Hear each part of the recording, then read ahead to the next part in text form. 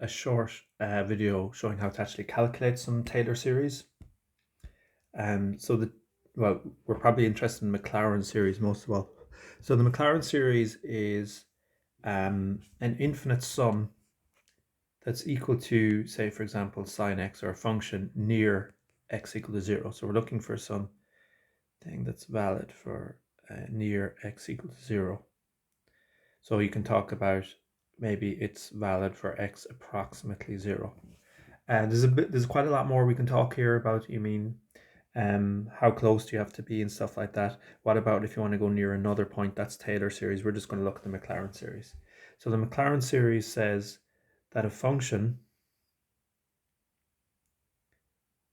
is equal to near x equal to 0 if it's what's called analytic, and we'll assume it's analytic, and here in particular sine of x is analytic.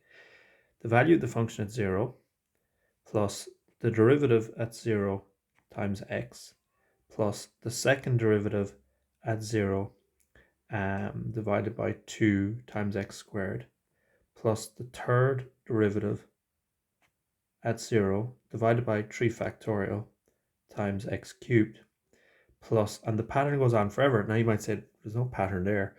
Well, there is if I do some messing around. So f of 0 times x to the 0. X to the 0 is 1. I don't think this is a good color to use, my apologies. And divided by 0 factorial, and 0 factorial is equal to 1. Similar story here, you have x to the 1 divided by 1 factorial, and here 2 is equal to 2 factorial. So you can see the pattern. It's a sum of terms of the form the nth derivative evaluated at 0 divided by n factorial times x to the n. And this is an infinite sum going on forever and ever and ever. And if you take the first few terms, so for example here, if you take the first 4 terms, as we're going to do here, you get an approximation to f of x.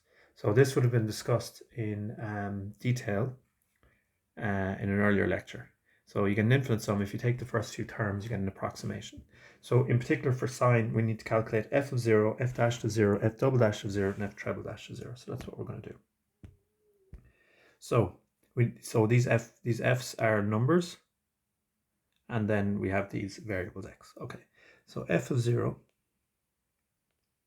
is equal to sine of 0, and sine of 0 is 0. Now, we have to be in radians, but actually here it doesn't, even if you were in degrees by accident, it wouldn't matter because it's just with zeros. 0 degrees is the same as 0 radians, but it should be in radians. So that's the first one. Now let's calculate the derivative of sine of x is cos of x. Therefore, the derivative, first derivative evaluated at 0, is cos of 0, which happens to be 1. Now calculate the next one. We're looking at the second derivative evaluated at 0, so we calculate the second derivative. What is the derivative of cos of x minus sine of x? Therefore, the second derivative at 0 is minus sine of 0, which is 0, or minus 0, which of course is the same thing. And finally, I'm going to have to probably use here, just because space seems a little bit dodgy down the bottom. I might just look at the next page for a moment. My apologies. Yeah, okay. So, and I'll do the third derivative. You must differentiate the second derivative, differentiate minus sine of x, you get minus cos x. And if you evaluate that at 0, third derivative of f, and f being sine here, third derivative of sine evaluated at 0, I get minus cos of 0, which is minus 1. And now what we have therefore is that sine of x is approximately f of 0, which is, we calculated to be 0. Now don't bother with the x to the 0 divided by 0 factorial, plus f dashed of 0, which we found to be 1, times x. Don't bother with the divided by 1 factorial, plus the second derivative at 0, which is 0, divided by 2 times x squared. And then the last one is the third derivative at 0, which is minus 1. So it's like plus minus 1. Now 3 factorial is 3 by 2 by 1, which is 6 times x cubed. So what we end up with down the bottom here, if it'll let me write it, is sine of x is approximately x minus x cubed over 6. Okay, now we'll look at some examples of that. Now we do have to be in radians. Now this is how the calculator calculates sine. I'm fairly sure it uses, now it doesn't use 2 terms, it'll use a few more. I'm not sure how many. I'm sure if you actually calculate some large multiple of pi, so like for example, if I calculate 1000 pi, although who knows, maybe so I'm going to just pause, get my calculator set up here. Okay, so this is valid for x being small. Now how small, let's say we don't know. Let's take, say, x equal to 0.1. Now that's radians, so that's about, I think you're talking about 6 degrees. So sine of 0.1 using the calculator, we'll run with 4 significant figures here, is point, sorry about the space, 0.9983. 9983. Now let's compare with x minus x cubed over 6.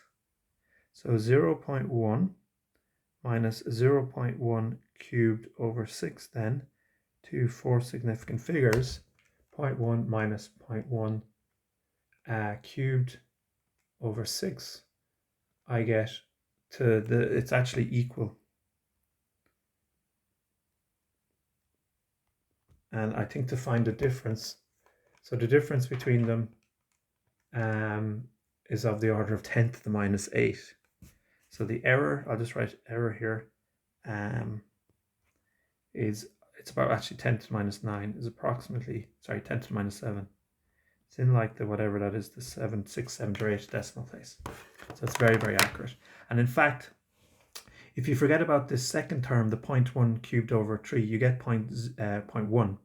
So you get sine x for x small. So the idea is that x cubed over 6, this term, is very, very small when x itself is small. And so sine x is approximately x. So this is something you may or may not have heard about before. And it's actually used in the equation of the pendulum. So the pendulum equation involves, so it's something like, now I'm not sure if this is right, but something like mass times length of the pendulum times, I think it's the second derivative of the angle, something like this. This might be, we'll be analyzing this anyway, so I don't mind if it's wrong. Minus mg sine theta of t. And it turns out that that's really, really difficult for us to solve. So what we do is we approximate it, and it works certainly when theta is less than 10 degrees, with mg theta of t. And then the differential equations, ml theta double dashed of t equal to mg theta of t, is one you can solve using stuff from Marina's class. And then stuff like getting the period of a pendulum in terms of the length comes out like this. So that's an application that we'll see a little bit later. So I'm saying that the exact pendulum equation you can't solve exactly. You need to use numerical methods. We will be doing that later. An alternative is to say that if you keep the angle that the pendulum swings between small, then the equation is, you're approximating the equation instead. So let's just kind of write down some things. So you can have an exact equation.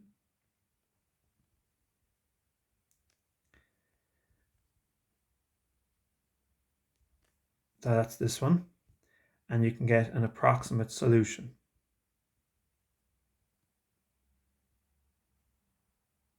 That's one thing that you can do. The alternative thing is that you can have an approximate equation. So you approximate the equation instead. And that's what we typically do with the pendulum. And then what you have is an exact solution of the approximate problem. And I suppose the thing on the right here is the essence of mathematical modeling is that you approximate the situation as something that you can solve mathematically, exactly. The other alternative is write down the exact solution, or excuse me, the exact situation, and then use numerical methods to approximate the solution. So they're different sides of the same coin. Okay, here's another example, log of sec of x. So this is something that appears in, I think, some structural engineering things. Using the Mclaren series, you can show that log of sec of x is approximately half x squared plus a 12th x to the 4. And similarly, if we look back at sine, so after this, after the x cubed, you're looking at like x to the 5. And if x is small, x to the 5 is very, very small. But what actually happens is, even if x isn't small, you're dividing by factorials, which grow very, very fast. So even if you're looking at, say, x equal to 100, okay, in that case, the x to the 5 is very, very important. So you're looking at 100 to the power of 5 divided by 5 factorial. But if you get up to, say, 100 to the power of 100 divided by 100 factorial, that will be small. So eventually the terms get small. Now here, it's a kind of a different scenario, because actually, I think log of sec only really makes sense. Well, yeah, okay, let's have a look. So sec of x is 1 over cos.